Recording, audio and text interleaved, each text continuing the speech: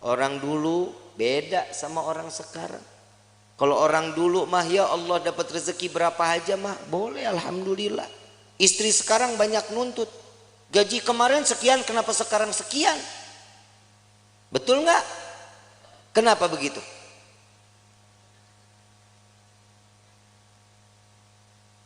Urusan rezeki siapa yang kasih? Kenapa mintanya sama suami? Mintanya sama Allah, tapi doanya di samping suami. Ya Allah berikan rezeki kami yang banyak lewat suami saya. Samping telinga ngomong kalau lagi tidur juga. Ya Allah, lipstik beak.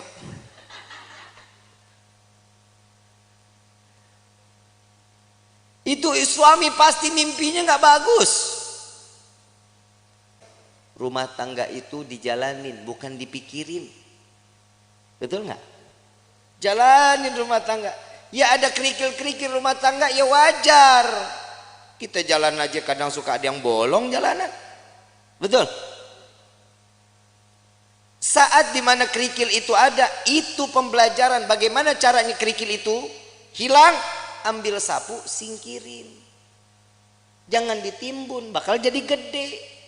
Orang lewat susah. Yang namanya rumah tangga itu jalanin.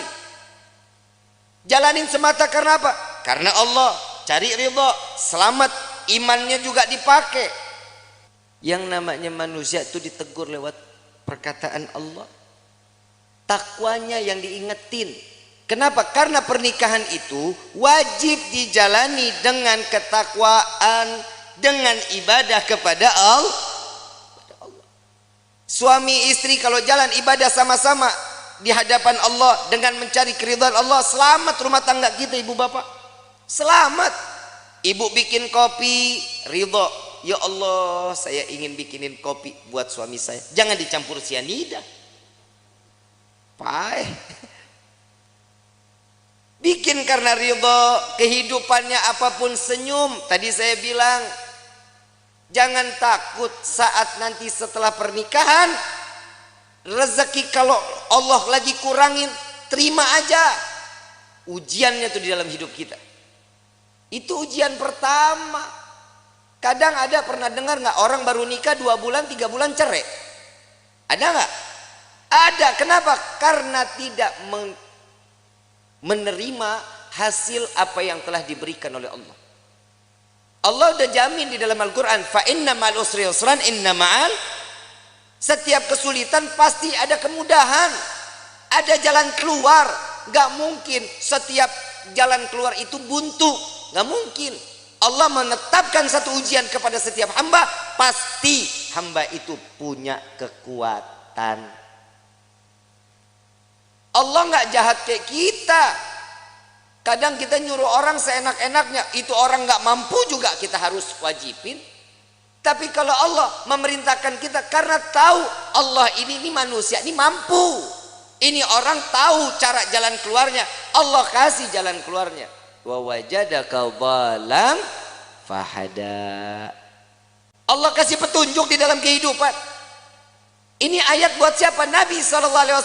Saat Nabi berjumpa dengan 2 arah, harus kemana? Ke kanan kah? Lurus kah? Ke kiri kah? Kemana? Tapi Allah kasih petunjuk jalan. Makanya di dalam rumah tangga petunjuk itu wajib kita cari. Bagaimana caranya? Tahajud jangan ditinggalin, sholat duha jangan ditinggalin, sholat taubat, hajat, minta sama Allah. Kenapa?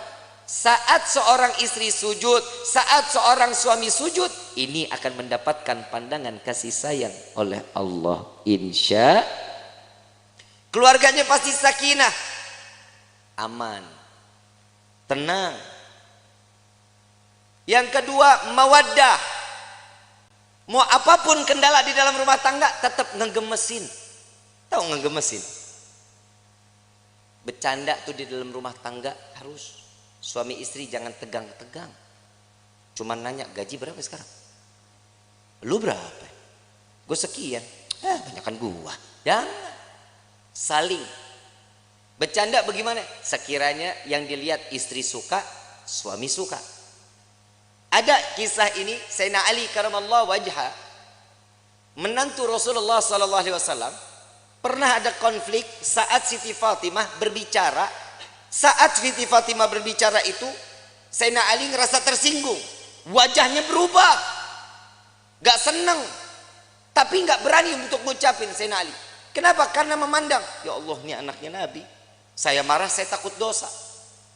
Enggak dibicarain, tapi masang wajah berubah. Siti Fatimah sadar, salah ucapan saya, minta maaf. Langsung minta maaf sama suami. Enggak dijawab, keliling sambil nari-nari. Sambil nari-nari. Begitu selesai nari-nari, bikin lucuan, sampai Sayyidina Ali tertawa, senyum. Maka disitulah Siti Fatimah datang kepada Rasulullah sallallahu alaihi wasallam. Ya Rasulullah, tadi nih saya ngerasa ada salah bicara sama suami saya. Langsung mukanya berubah, Nabi ikut berubah. Belum selesai bicaranya Siti Fatimah, Nabi juga berubah. Kenapa? Hei, engkau tidak akan mendapatkan keridhaan Allah, engkau akan dilaknat oleh Allah. Tar dulu, saya sudah berhasil membuatnya dia tersenyum. Apa yang kau lakukan? Saya menari-nari entah berapa puluh kali saya keliling-keliling di depan wajahnya. Sampai keluar senyuman. Apa kata Nabi? Maka saat dia tersenyum, Allah buka pintu surga untukmu, maka Allah kembali ridha kepadamu.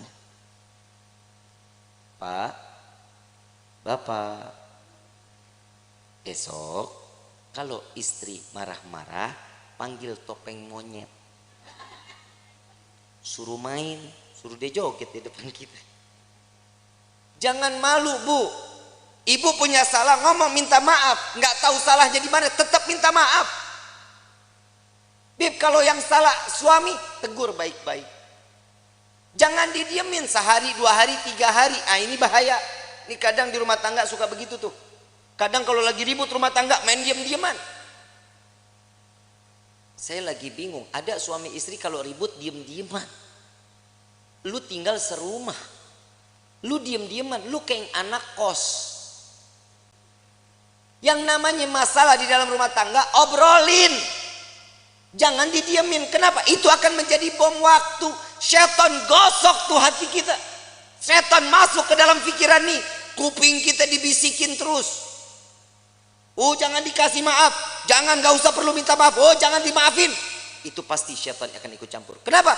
Syaitan gak bakal pernah terima ngelihat rumah tangga utuh karena cari ridha Allah.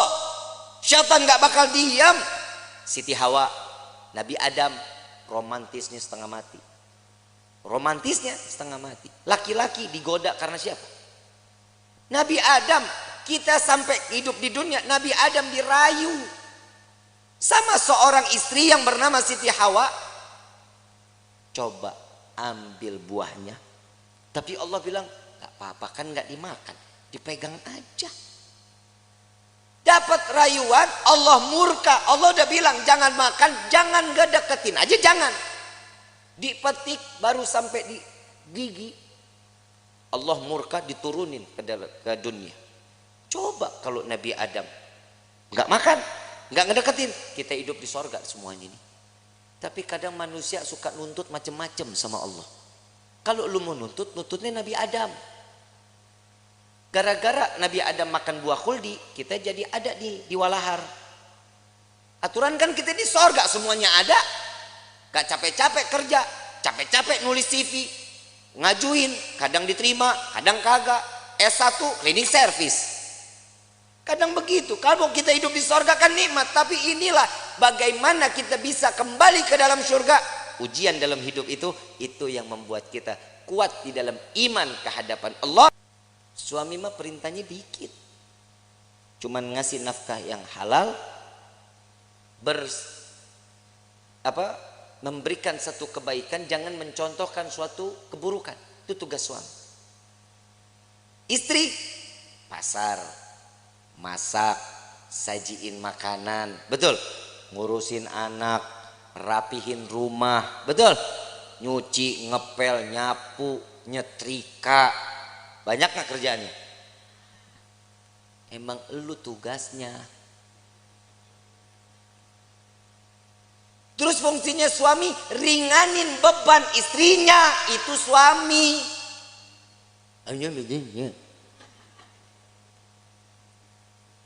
Yang namanya suami kalau lagi istri nyuci, suami yang ngejemur.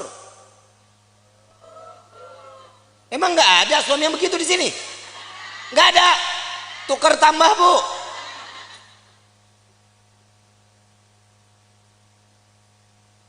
Suami angkatin jemuran, istri yang nyetrika. Gak ada. Suami yang ke pasar, istri yang masak. Gak ada. Ya derita lu dah. Ngeringanin beban istri itu salah satu pahala untuk suami.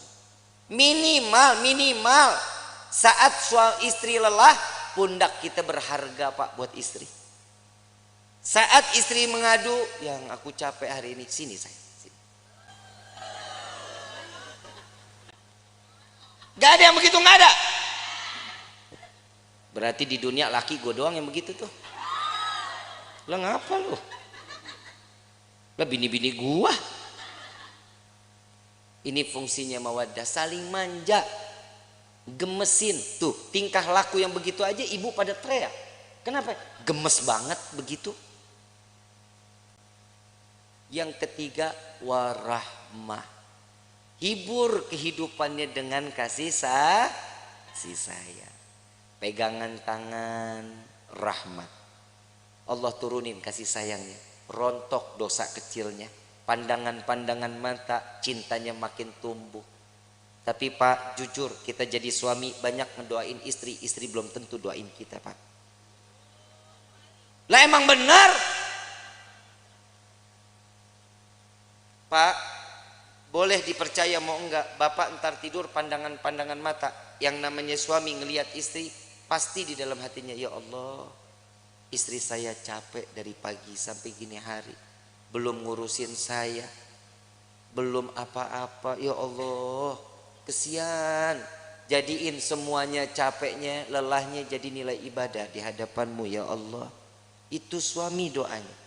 Kalau istri ngelihat kita, Pak, lagi tidur pandang-pandangannya, elah laki gue begini banget, mana mata belok, hidung pesek, hitam, hidup lagi. Tuh istri begitu. Tapi ingat, Pak, semua apa yang dilakukan oleh seorang istri contoh dari suaminya.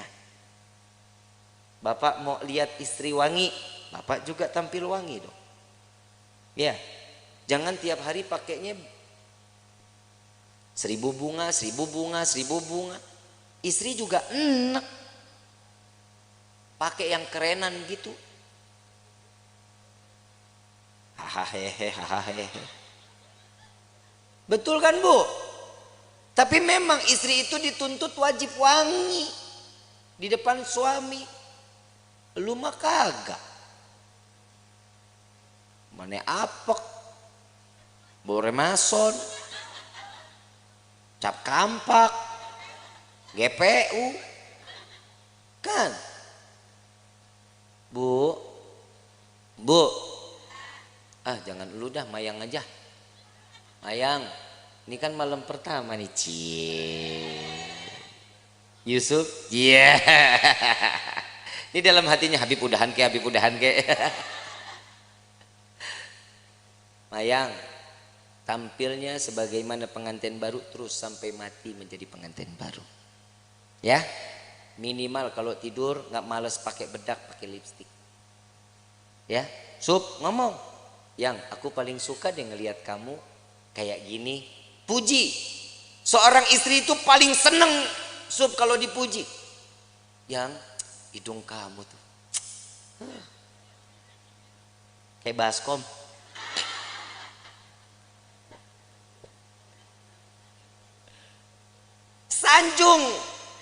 Sanjung istri. Yang Nabi sering sanjung istri, disanjungkan sama Nabi kan. Disanjung Humairah yang pipinya kemerah-merahan. Bapak ngomong, nih Bib, masalahnya orang hitam legem. Mana merahnya? Ya minimal kan dipanggil manis kan bisa, sweetie kan bisa. Jangan dipanggil Blacky Blacky. Wah. Jangan. Karena kasih sayang itu timbul juga dari panggilan. Jujur, Pak, maaf, Bapak kalau dipanggil sia gahar nggak? Kesel nggak? Dibilang manehna? Kesel nggak?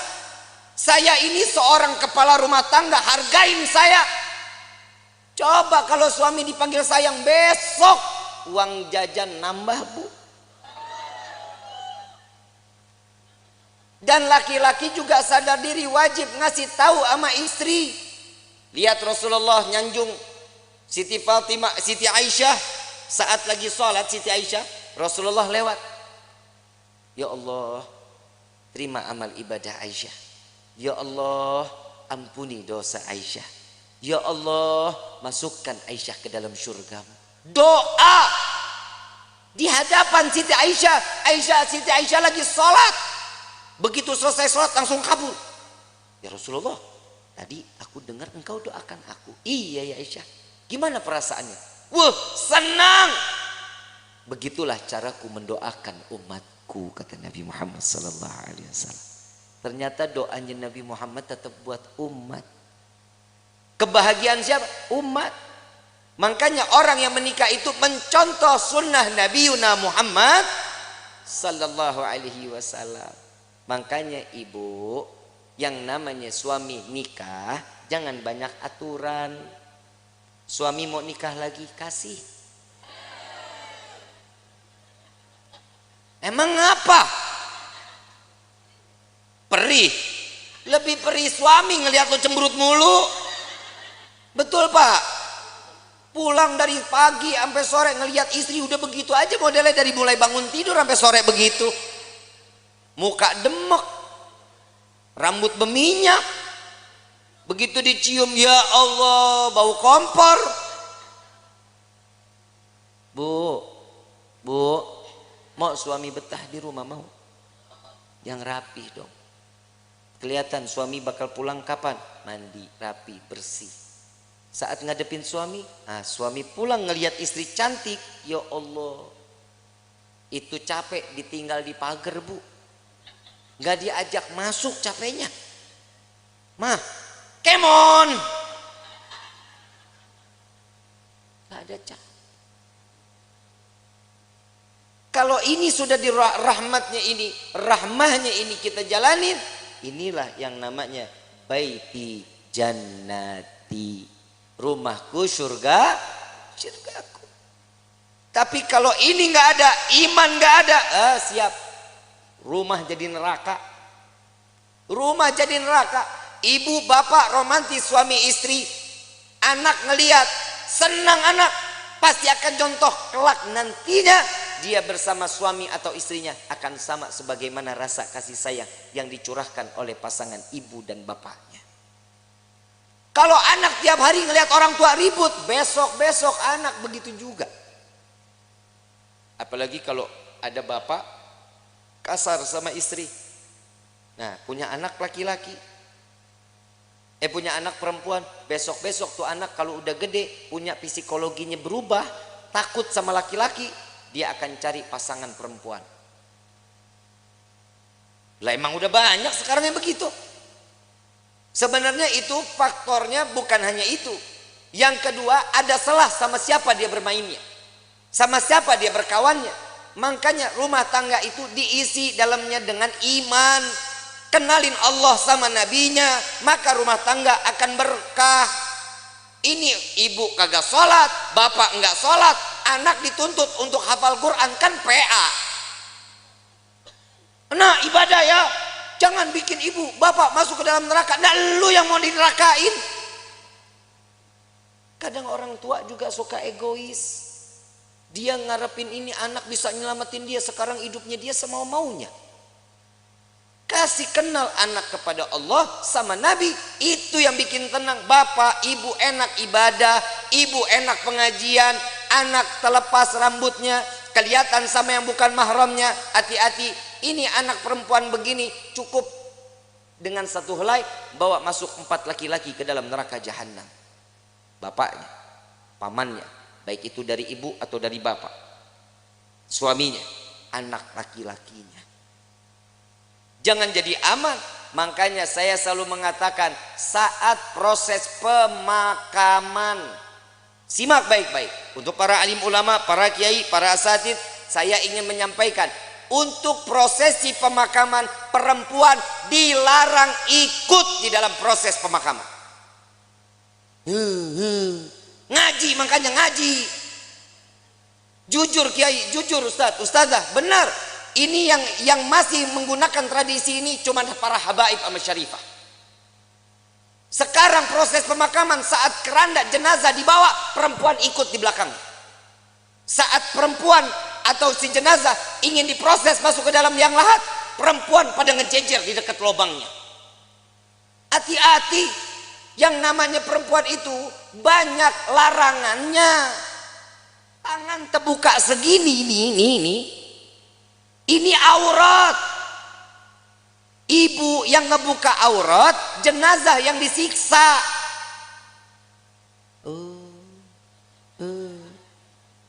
Ini tolong Pak diumumin. Pak Kepala Desa boleh bikin surat untuk setiap masjid sama musola. Perempuan dilarang ikut. Bib, ini ibu saya, bodoh amat. Habib, ini bapak saya, kumaha aing bae. Nggak boleh. Jangan. Kenapa? Ini akan menjadi satu siksaan. Selesai proses pemakaman, laki-laki keluar, perempuan mau silahkan mau ziarah, nggak dilarang. Tapi saat prosesnya jangan. Kenapa? Bikin repot. Belum nangis kayak orang gila. Bapak, ibu. Kalau suami yang meninggal nggak begitu nangisnya. Jangan tinggalin saya, buaya. Apalagi warisan banyak, senyum. Yang tenang ya yang, mudah-mudahan diterima amal ibadahnya ya yang. Tuh kalau duitnya banyak. Ada laki-laki lihat, ini siapa nih yang nangis-nangis ngegerung-gerung? Oh ini istrinya. Jandanya boleh juga nih. Ajang jodoh di depan pemakaman. Hati-hati ya. Kiai, Ustadz, tolong ini diumumkan di setiap majlis-majlis ta'lim. Ya Bu ya. Ya Bu. Ibu sayang nggak sama jenazah? Mau dia saudara, mau dia adik, mau dia siapa, biarin. Yang urus biar orang yang mahramnya laki-laki. Emang ibu ikut gali kubur? Ibu ikut nguruk? Ibu ikut ngapain? Nontonin aja Habib. Emang perempuan tuh banyak keponya. Entar tuh dia di atas makam nanya, itu diapain? Tuh jenazah bisa jawab, kamu nanya.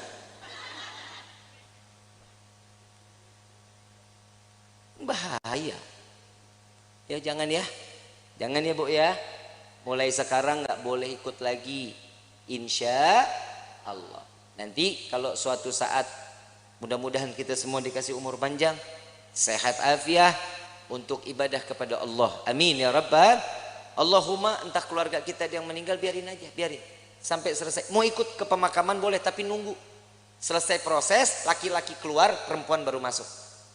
Ya, ikut situ. Mau tebar bunga silahkan, ya, mau naruh air mawar silahkan, nggak apa-apa. Tapi saat proses perempuan jangan ada yang ikut. Kenapa?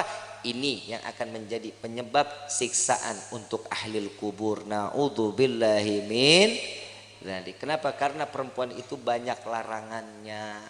Paham ya? Insya kurang lebih mohon dibukakan pintu maaf yang seluas-luasnya. Wabillahi taufiq wal hidayah. Wassalamualaikum warahmatullahi wabarakatuh.